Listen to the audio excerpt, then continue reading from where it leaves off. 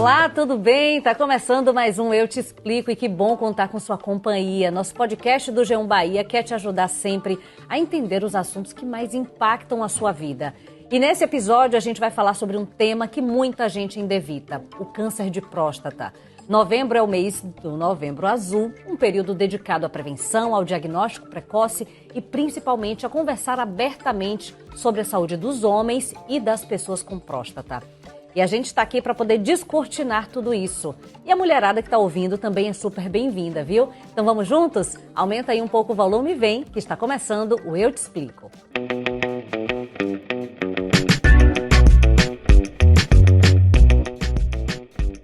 Nós estamos no Novembro Azul e os números são muito sérios. Só em 2024, o Brasil registrou 17.500 mortes por câncer de próstata, gente. Uma média de 48 por dia.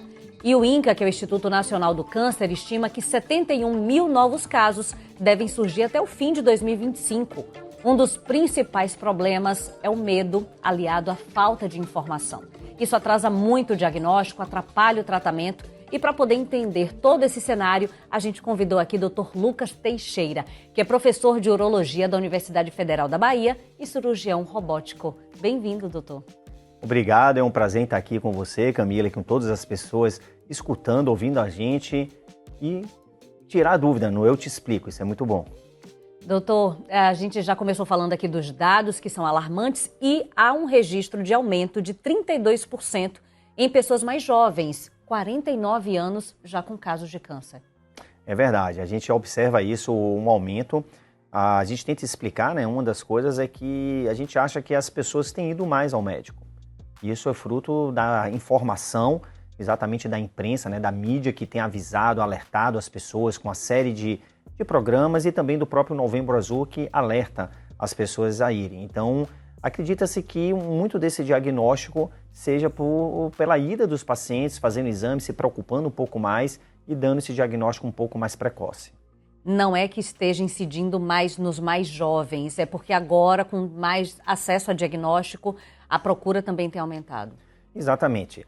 Acredita que seja isso, até mesmo porque o câncer de próstata é um dos únicos tumores que ele não tem uma influência tão grande de fatores externos.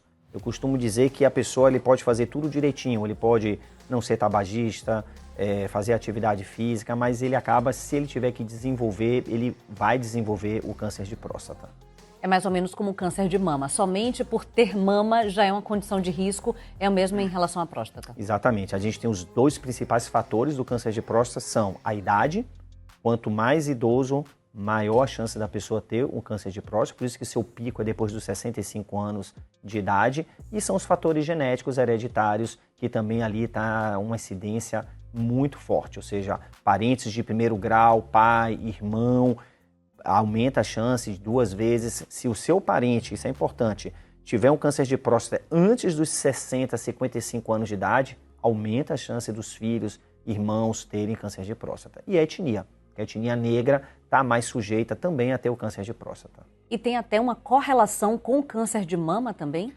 Isso é muito importante porque assim, a gente sabe pouco sobre isso, isso se descobriu mais ou menos nos últimos 8 anos, mas assim, existem fatores genéticos, marcadores genéticos que são exatamente proteínas que estão ali no nosso sangue, fazendo parte da constituição do nosso DNA e que a gente já sabe que as pessoas que têm alteração de uma siglazinha que se chama BRCA, tem um tipo 1, tipo 2, no caso da próstata é o 2, ele está associado com a maior incidência do câncer de próstata, inclusive com agressividade. A pessoa pode ter um câncer de próstata mais agressivo. E essa alteração é exatamente o que ocorre na mulher.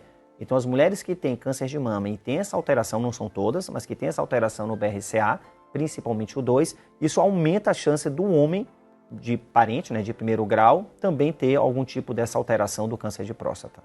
Muito já se avançou, mas hoje ainda continua sendo o protocolo para diagnóstico os 2 exames, o PSA e também o toque retal? Sim, com certeza.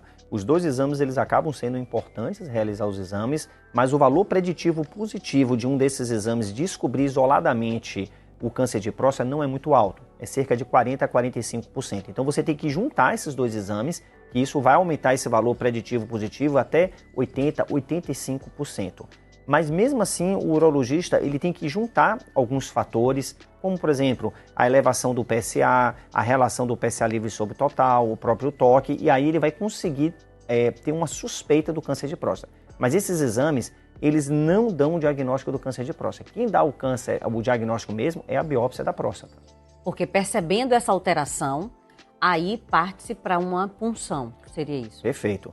E hoje isso melhorou muito a tecnologia, viu, Camila? Porque a punção, a gente já utiliza uma punção com fusão, em que você vai unir a imagem da ressonância, que é interessante o paciente fazer antes, com o ultrassom que é feito durante a punção, aí uma imagem junta com a outra, e aí você consegue melhorar a capacidade da biópsia em até 20% de dar o diagnóstico do câncer de próstata. E já tem também um outro tipo de punção, que é transperineal, em que ao invés da agulha entrar pelo ânus do paciente, ela vai pelo períneo, que é aquela região entre o escroto e o ânus do paciente. Isso melhora a taxa de infecção, porque diminui a possibilidade de que o paciente tenha infecção depois da biópsia. Doutor, em relação ao medo dos homens, talvez o principal tabu em relação ao câncer de próstata e que dificulta esse diagnóstico precoce e o tratamento, seja o medo de impotência sexual. Necessariamente a pessoa que tem câncer de próstata, ela de fato está condicionada a isso? A principal pergunta que o paciente faz quando ele já tem o diagnóstico e está no meu consultório é sobre isso, né? Se ele operar, se ele vai ficar impotente, se ele tratar, se ele vai ficar impotente. O que eu costumo dizer para os meus pacientes é que isso mudou muito. É claro que a impotência pós-operatória, pós-cirúrgica, ela depende de vários fatores, ela é multifatorial, mas assim, a cirurgia robótica ela conseguiu adicionar e hoje o paciente ele diminui a chance de ficar impotente e principalmente ele recupera a potência de uma maneira mais rápida quando faz uma cirurgia robótica no paciente, que é uma plataforma robótica, uma estrutura grande que tem 4 braços robóticos e que consegue mexer melhor, você consegue enxergar 10 vezes aumentada, enxerga numa definição de imagem melhor, em 3 dimensões.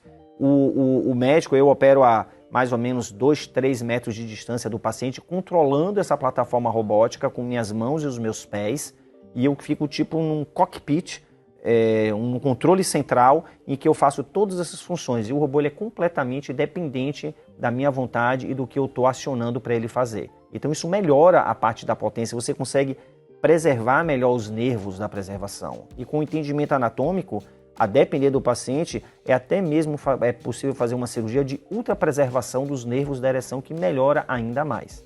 Mas a cirurgia só é indicada em casos mais avançados, seria isso? Não, a cirurgia ela pode ser indicada em casos mais iniciais, em casos intermediários e casos avançados. Então isso vai depender muito do paciente. Por isso que o paciente ele tem que ter um entendimento, fazer alguns exames com o seu urologista para conseguir definir isso direitinho. E tem casos que são muito iniciais, que a gente chama de baixo risco, muito baixo risco, que a gente não precisa nem tratar. A gente faz um outro tipo de acompanhamento que se chama de vigilância ativa, que tem todo um tipo de protocolo que o paciente faça, mas isso é feito há mais de 12 anos e que tem uma segurança muito grande para o paciente, que ao invés de ele operar naquele momento, ele pode operar no futuro, depois de 1 ano, 5, 10 anos, ou até mesmo, a depender do paciente, nem ser submetido a algum tipo de tratamento. Então, está existindo uma evolução muito grande, tanto na parte de diagnóstico como também de tratamento do câncer de próstata. Mas aí só depois de feita a punção, identificado direitinho as características ali identificadas desse tumor,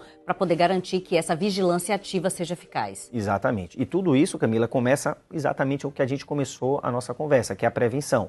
É o paciente conseguindo dar um diagnóstico no início. 90 a 95% das vezes que um paciente tem um diagnóstico de um câncer de próstata, ele está numa fase intermediária ou inicial.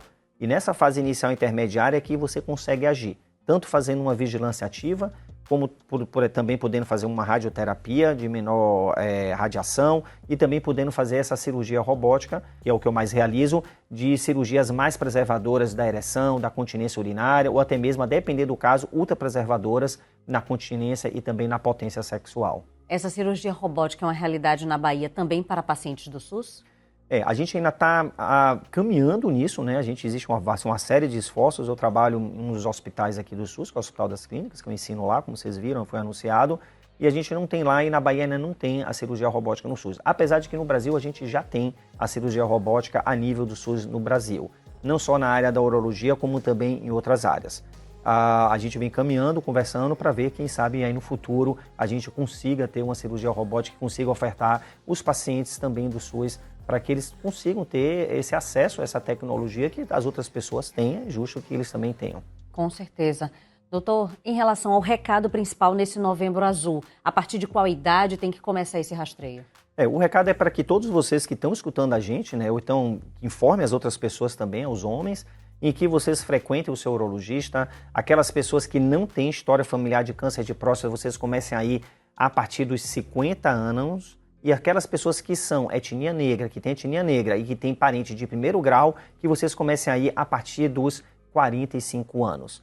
Geralmente apenas uma consulta no ano é importante. Converse com o seu urologista para ver se naquele momento precisa fazer o toque. Então não acho que seja realmente que você vai ter que fazer o toque. O importante é você estar lá, conversar, fazer o PSA, que aí o seu urologista vai conseguir montar esse quebra-cabeça e ver se você já precisa fazer o toque naquele momento ou não.